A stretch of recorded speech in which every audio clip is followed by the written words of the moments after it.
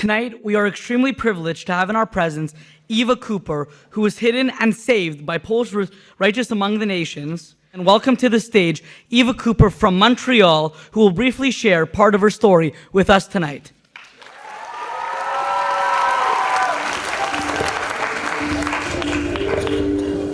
I can't stand behind the podium because you'll only be able to see my top of my head. Good evening. I'm truly honored to have been invited to speak with you tonight. As you heard, and some of this will be repetitious because I didn't know exactly what would be shown tonight. I was a very young child during those days of horror and carnage, and have few personal memories of what must have been literally hell for those around me. My mother, whose picture you just saw, Fela Kuper, was murdered at Treblinka in 1942.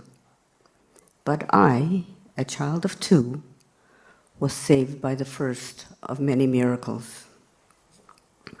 I'd like to focus today on the fact, as Naomi Azrieli of the Azrieli Foundation often states, no one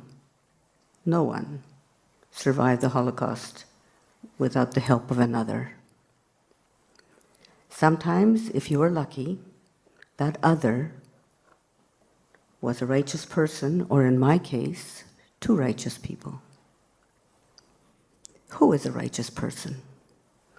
Or who deserves the designation created by Yad Vashem of righteous among the Gentiles?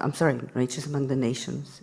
As many of you know, it was in 1953, just 5 years after the creation of the State of Israel, that Yad Vashem, the Holocaust Museum in Israel, was created.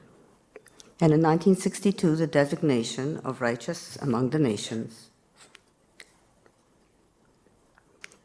was created in order to pay tribute and honor and express gratitude to those who risked all that they held dear, their very lives and the lives of their dear ones, in order to save a Jewish person or a family. At Yad Vashem, close to 27,000 persons from 45 countries have been thus identified and honored. Some are well known. Many others are individuals of whom we may not even have heard. I was fortunate enough, indeed, to have 2 such individuals responsible for my survival. Hanka Rembowska, a woman of uncommon goodness, agreed to hide me for several months until she was no longer able to do so because of her own deteriorating health. She was suffering from tuberculosis. Even when her own life was in danger and was threatened by her illness, Hanka made every effort to find a new hiding place for me with a nun, whose picture you also saw, Klara Yaroshinska, a member of the Franciscan order in the service of the cross. I was hidden by Sister Klara and a small group of nuns near Bukowina in the south of Poland until the end of the war in 1945, a period of more than 3 years. Sister Klara agreed to hide me, knowing full well that this act alone put her life and the life of all that she was responsible for, all the nuns, all the children in her care, in grave danger.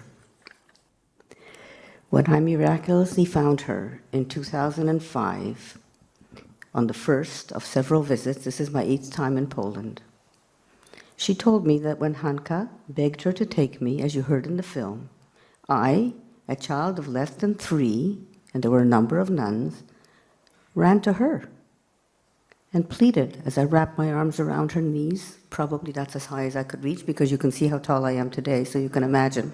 She told me, in fact, that when I was 3, which is when she met me, around 3, she said I looked like an 18-month-old child. But people were surprised when I opened my mouth and spoke very clearly. For an 18-month-old child, that was quite an accomplishment.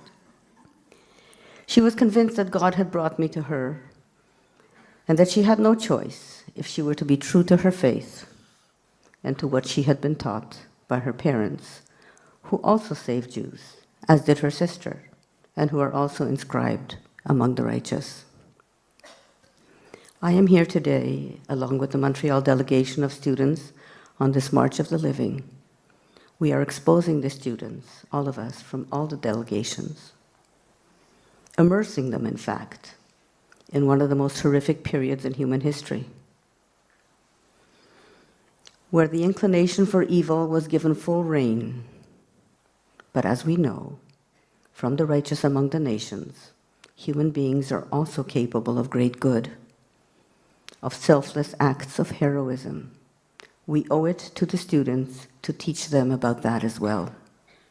We want them to remember this experience of the MOL, to understand it, to be a witness to the terrible events of the Holocaust, through their contact, for a short time at least, with actual Holocaust survivors.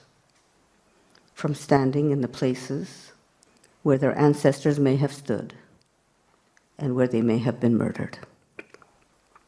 But we must also offer them hope, because as Elie Wiesel said, hope is like peace. It is not a gift from God. It is a gift only we can give to one another. Just as man cannot live without dreams, he cannot live without hope. If dreams reflect the past, hope summons the future. Our children are our future. All of you young people here are our future.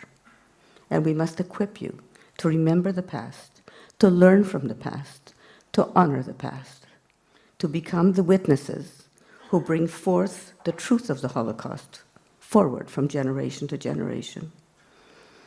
But also, you must look forward to the future with hope, and you must work for a better future where all that we share as human beings, the world over, is more important and binding than all the things that tear us apart. The righteous among the nations displayed courage, bravery, altruism beyond belief. They took enormous risks and even sacrificed their lives to save others. As Elie Rubinstein, a remarkable educator and the head of education for the International March of the Living, eloquently states, the righteous among the nations not only saved Jews during the Holocaust, they also saved the very reputation of humanity. Thank you to all you wonderful young people, and those a little older or a lot older, from all across the beautiful country that we come from, Canada, for coming together this evening to honor my rescuers, and indeed all rescuers, all of the righteous among the nations, from all countries, those truly remarkable heroes in truth. We can never thank them enough. Thank you.